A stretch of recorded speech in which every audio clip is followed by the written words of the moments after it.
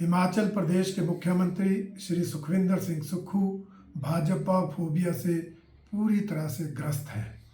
कोई भी मुद्दा आता है, कोई भी विषय आता है, उन्हें भारतीय जनता पार्टी को ही दोषी ठहराना होता है। अभी कुछ दिन पहले एक NGO association for democratic reforms ने इनके चुनाव के समय जो हल्फनामे, जो एफिडेविट इन्होंने दिए थे, उसके आधार पर उन्होंने आकलन किया और आकलन करके एक रिपोर्ट छपी कि हिमाचल प्रदेश के मुख्यमंत्री महोदय के पास 7 करोड़ 80 लाख रुपए की संपत्ति है और वो उत्तरी भारत के सबसे अमीर मुख्यमंत्री हैं। अब उस आकलन के बाद भी मुख्यमंत्री इसके लिए भारतीय जनता पार्टी को दोषी ठहरा रहे हैं। हमने कभी कुछ कहा नहीं, हम तो बधाई दे रहे हैं कि वो उत्तरी भारत के सबसे अमीर मुख्यमंत्री है और हम तो चाहते हैं वो देश के सबसे अमीर मुख्यमंत्री बन जाए। हमारे को उससे कोई आपत्ति नहीं, परंतु हम इतना जरूर कहना चाहते हैं कि मुख्यमंत्री महोदय अपनी संपत्ति के साथ साथ जनता का भी ध्यान करें। जनता की आर्थिक स्थिति, प्रदेश की आर्थिक स्थिति, इसकी भी चिंता करें। आप अपनी ही संपत्ति की चिंता कर रहे हैं। आप जब से सत्ता में आए हैं अलग अलग टैक्स लगाकर प्रदेश की जनता पर आर्थिक बोझ डाल रहे हैं। आपको जनता की संपत्ति की चिंता नहीं।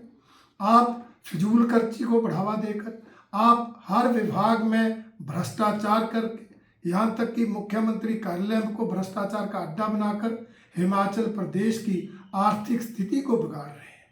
इसलिए हम तो इतना कहते हैं कि मुख्यमंत्री महोदय, आप अपनी संपत्ति के साथ साथ प्रदेश की आर्थिक स्थिति की भी चिंता करें। प्रदेश की जनता जो आपकी गलत नीतियों से त्रस्त है उसकी भी चिंता करें।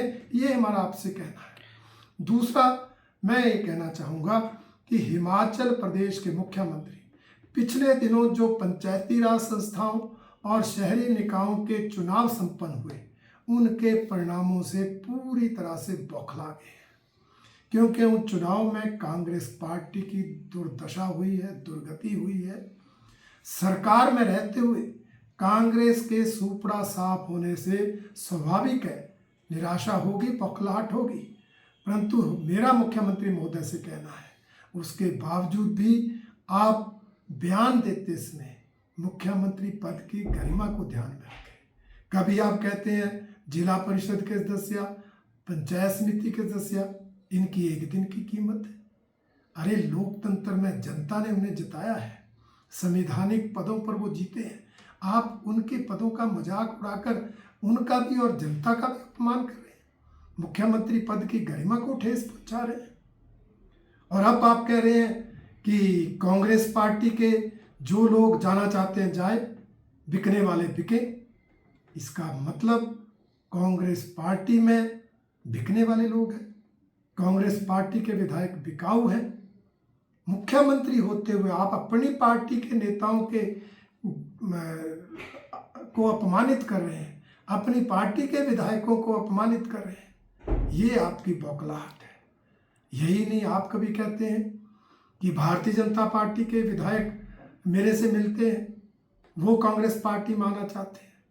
मुख्यमंत्री महोदय, चुने हुए विधायक का कर्तव्य है, उसका फर्ज है जनता के कामों को लेकर, जन समस्याओं को लेकर मुख्यमंत्री से और मंत्रियों से मिलना।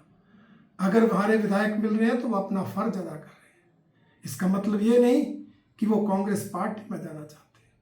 हमारा एक भी विधायक, एक भी नेता कांग्रेस पार्टी में नहीं जा सकता। हम विचारधारा के लिए कमिटेड हैं, हम राष्ट्रवादी विचारधारा से संबंध रखने वाले लोग हैं। और वैसे भी कांग्रेस तो एक डूबता हुआ जहाज है। डूबते हुए जहाज में कौन सवारी करना चाहता है?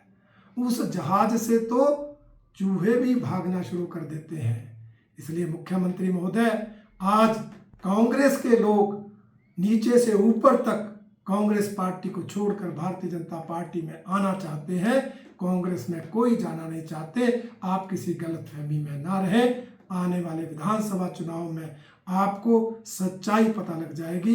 इन पंचायती राज संस्थाओं में, इन शहरी निकाय के चुनाव में जनता ने आईना आपको दिखाया है, परंतु अगर आप आईना नहीं देख रहे, आप अगर कहीं खुशफहमी में रह रहे हैं, आप रहें और आने वाले विधानसभा चुनाव में जनता जब आपको सत्ता से बाहर करेगी तब आपको ध्यान में आएगा कि हिमाचल प्रदेश की जनता कितनी जो है बुद्धिजीवी है और कितना जो है वो लोकतंत्र में विश्वास करती है।